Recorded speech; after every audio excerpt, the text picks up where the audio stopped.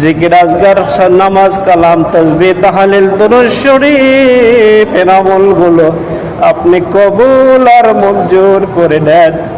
আল্লাহ পাক যদি কিছু সওয়াব বখশিশ করেন থাকেন, সর্বপ্রথম সওয়াব আগায়াম তাজদারে মদিনা জনাবে আহমদ মুস্তাফা মোহাম্মদ মুস্তাফা হুজুর রাসূলুল্লাহ সাল্লাল্লাহু আলাইহি সাল্লামের রওজা মুবারকে পৌঁছে দেন।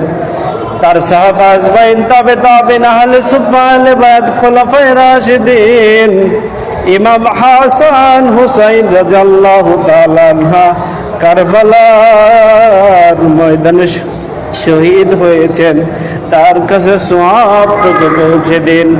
বাবা আদম আলাইহিস সালাম হইতে মা হাওয়া আলাইহিস সালাম হইতে যত নবী রাসূল যত গাউস কুতুব নবীন সিদ্দিকিন শুহাদা সালিহিন, আল্লাহ আপনার নেক বান্দা বান্দি যারা দুনিয়ায় এসেছিলেন কুল্লু নাফসিন যায়িকাতুল মাউতের হাতে ধরা দিয়ে সেই অন্ধকার কবরে শায়িত আছেন, আল্লাহ তাদের সবার কাছে সওয়াবটুকু পৌঁছে দেন।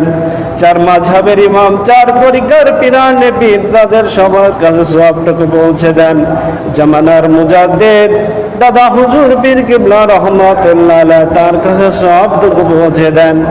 এই বাংলার জমিনে যিনারা ইসলাম নিয়ে এসেছেন শাহজালাল, শাহ পরাণ, শাহ মুকদম, মাইশর, বলখি 360 আউলিয়া, তাদের কাছে সওয়াবটুকু পৌঁছে দেন।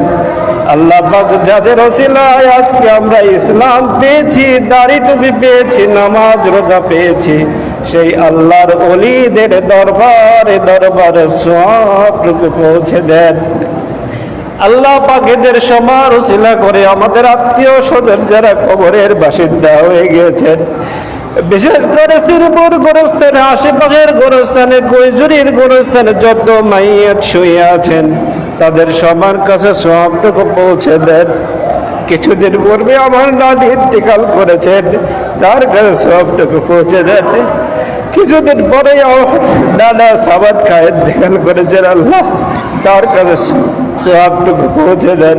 শ্রীপুরের গোরস্থানে যত মাইয়াত শুয়ে আছেন তাদের সবার কাছে সওয়াবটুকু পৌঁছে দেন। আল্লাহ এমন কোন মানুষ নাই, এমন কোন মানুষ নাই যার আত্মীয় স্বজন, যার রক্তের কানেকশনের মানুষ ইন্তেকাল হয়ে যায় নাই।